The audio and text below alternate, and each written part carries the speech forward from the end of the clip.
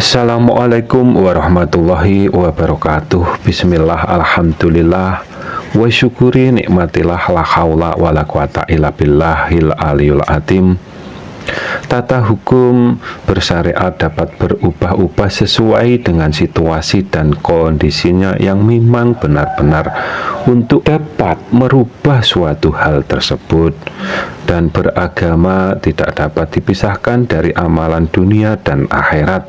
Orang yang berpendapat kalau beragama dapat dipisahkan antara amalan dunia dan akhirat, mereka gagal memahami agamanya dan kelak di akhiratnya akan mendapatkan murka dari Allah Subhanahu wa Ta'ala, seperti yang tertulis di surat Fatihah ayat yang akhir dan di kalimah yang akhir.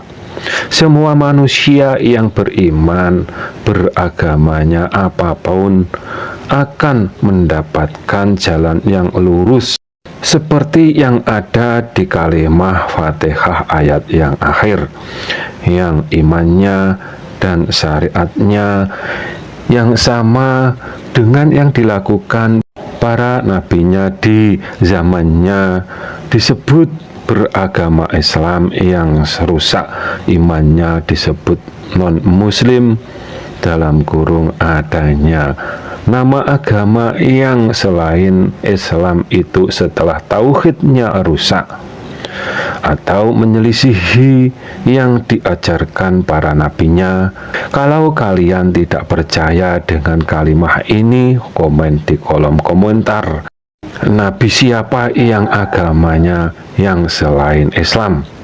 Untuk memahami tata hukum atau untuk menetapkan hukumnya sesuatu perkara, kita wajib mempunyai sifat yang adil dan wajib mempunyai sifat beradab kepada sesama manusia, seperti ideologi Pancasila, sila kemanusiaan yang adil dan beradab. Sonhorek termasuk elektronik di zamannya Nabi itu tidak ada, yang tidak ada di zamannya Nabi itu termasuk bid'ah. Dan hukum bid'ah yang dianut oleh golongan kami ada 5 hukum, dari bid'ah wajib dikerjakan sampai bid'ah yang haram dilakukannya. Bid'ah yang wajib dilakukan seperti yang dilakukan oleh sahabat Nabi yang bernama Utsman, mengumpulkan ayat-ayat dijadikan satu menjadi kitab suci Al-Quran. Di zamannya ada yang pro dan kontra, karena semua sahabat Nabi tahu kalau yang dilakukan sahabat Utsman itu hukumnya bid'ah. Pada akhirnya dihukumi bid'ah wajib oleh para ulama kami.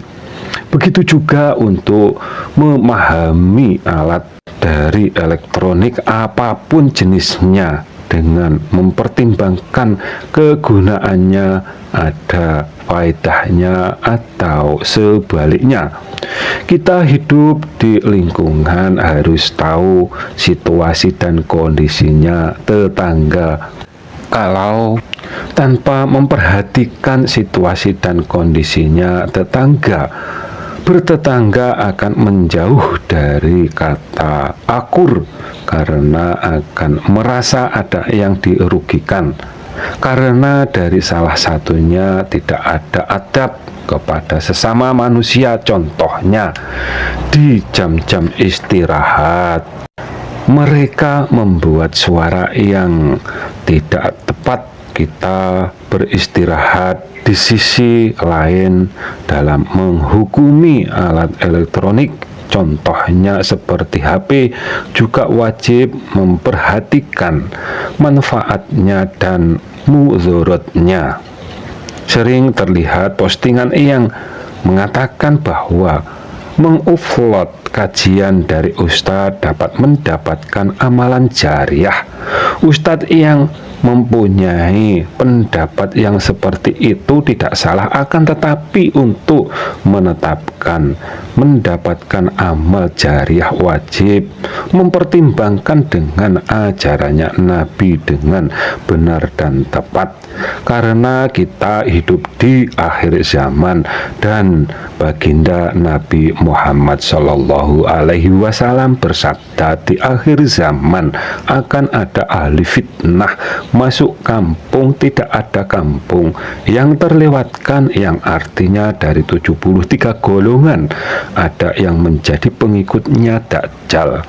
Untuk memahami amal jariah dengan upload video atau yang lainnya, mereka kaji itu dari pahamnya ahli fitnah berjamaah atau dari ahlu sunnah wal jamaah, karena di akhir zaman hanya ada dua yang pemahamannya mengikuti Nabi dan pemahamannya menjadi ahli fitnah berjamaah di akhir zaman ini, dan yang akan didapati hanya dosa jariah dari uflotannya mereka.